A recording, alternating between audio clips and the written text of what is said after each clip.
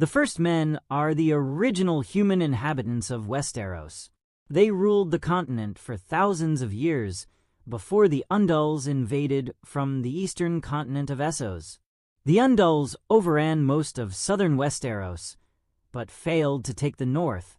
While the blood of the first men and the Andals has heavily intermingled over the centuries, through marriage or otherwise, the inhabitants of the north have the greatest amount of first men blood in their veins and still maintain many of their traditions. First men noble houses typically have short descriptive names, for example, Flint, Gardner, Marsh, Mud, Reed, Stark, or Strong. The first men invaded Westeros some 12,000 years before the events of the series, crossing via a land bridge that connected Essos to the vicinity of modern-day Dorne. They were resisted by the Children of the Forest, a magical, diminutive race who ruled Westeros along with the giants. The Children, using magic, destroyed the land bridge, forming the modern peninsula of Dorne and the shattered islands known as the Stepstones beyond, but were pushed back over the course of many years of warfare. Eventually, the first men and the Children forged the pact, signed on the Isle of Faces at the center of the vast lake known as God's Eye. The first men began to forge numerous kingdoms across the continent. The two races subsequently coexisted peacefully for millennia, and during this time the first men converted to the religion of the Children, worshipping the old gods. The old gods are nameless and uncountable spirits of nature, and their worship centers around sacred heart trees, weirwood trees which have had faces carved into their bark by the Children of the Forest. The fortresses and strongholds of the first men in Westeros soon began to feature godswoods, sacred garden groves of weirwoods centered around heart trees. About 8,000 years ago, both races came under attack from the White Walkers, a mysterious race of ice and cold from the uttermost north. In the War for the Dawn, the first men and the Children unified to throw back the invasion.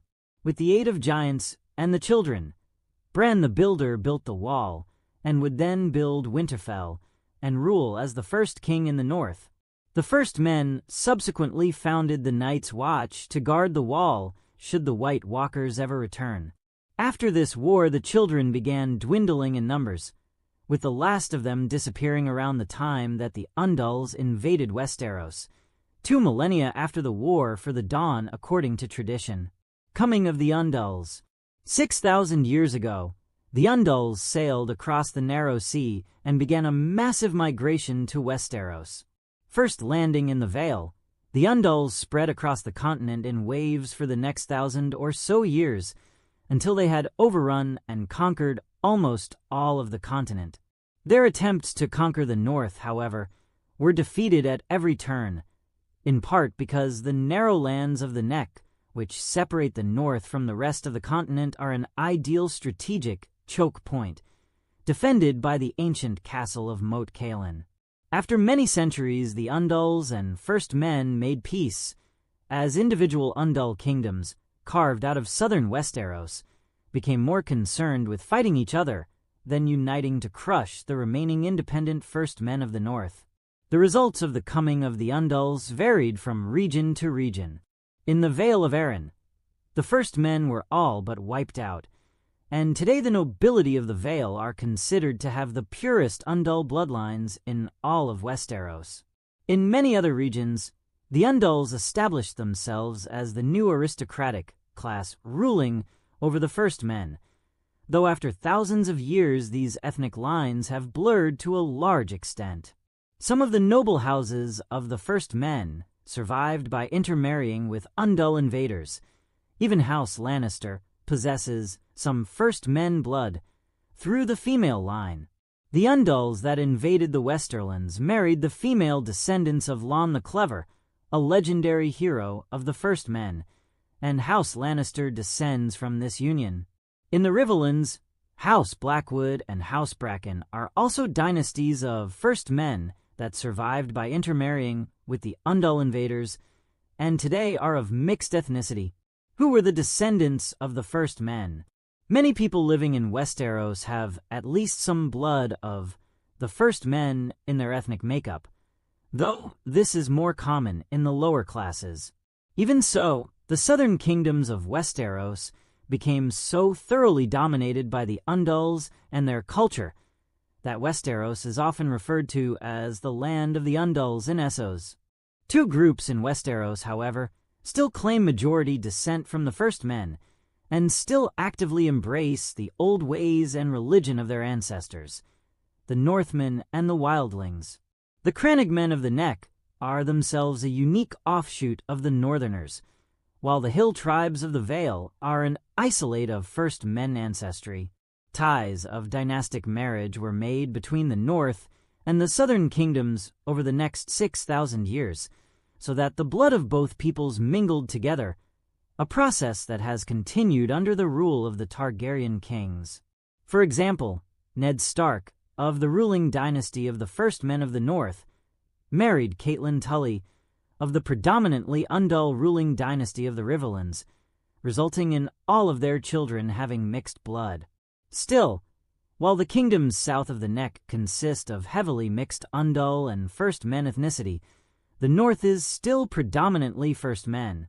The Wildlings that live north of the Wall are descended from those First Men who were living north of the Wall when it was constructed, and have an even purer bloodline than the North. There is little, if any, Andal blood north of the Wall. For, even in the Stark-held North, the usage of the language of the First Men, the Old Tongue, was eventually discontinued in favor of adopting the language of their Andal neighbors to the south. However, the language of the First Men is still actively used north of the Wall, notably by the Thens, though a large number of Wildlings are also fluent in the common tongue of the Andals. In the A Song of Ice and Fire novels, the First Men living in the North were able to resist the coming of the Andals due to the geographical choke point of the Neck, which separates the North from the rest of the continent. The powerful fortress of Moat Cailin commands the approach to the north through the swamps of the Neck. The only major road that large armies can use to travel north through the Neck is so well defended by Moat Cailin that the Kings of Winter were able to consistently repulse Andal attempts to invade their lands. To be clear, the First Men are not the first humans who lived in the entire world. Humans were already living on the eastern continent of Essos for untold millennia, and probably also on Sithorios, the Africa-like continent south of Essos. The exact origins of the human race are not known, because just as in real life, written history does not extend that far back. Even oral history eventually fades into varying fables, legends, and religious explanations for the origins of humans. The First Men are simply the first humans that migrated to the western continent of Westeros. Author George R.R. Martin has stated that the series was loosely inspired by the War of the Roses, which occurred in Britain during the 15th century. The First Men loosely parallel the original Celtic inhabitants of Britain, while the Andals who later invaded and conquered Westeros are loosely parallel to the Anglo-Saxon invasions of Britain during the 5th and 6th centuries. The Anglo-Saxons never conquered the Celtic peoples living in the region that would become modern Scotland, in the north of the island of Britain, who remained ethnically and culturally distinct. Similarly, the Stark-held North resisted the invasion of the Andals from the south, and like Scotland remained ethnically and culturally distinct. Both Scotland and the North benefited from being separated from the rest of the island by a narrow isthmus. Wales also wasn't immediately conquered by the Anglo-Saxons, but in its case this was due to mountainous terrain. In Westeros, Dorne is a closer analog to real-life Wales than the North is, though crossed with medieval Spain. The Anglo-Saxons did intermingle on some level with the Celtic/Romano-British inhabitants of what would become modern England, but they were subjugated and largely subsumed by the Anglo-Saxons.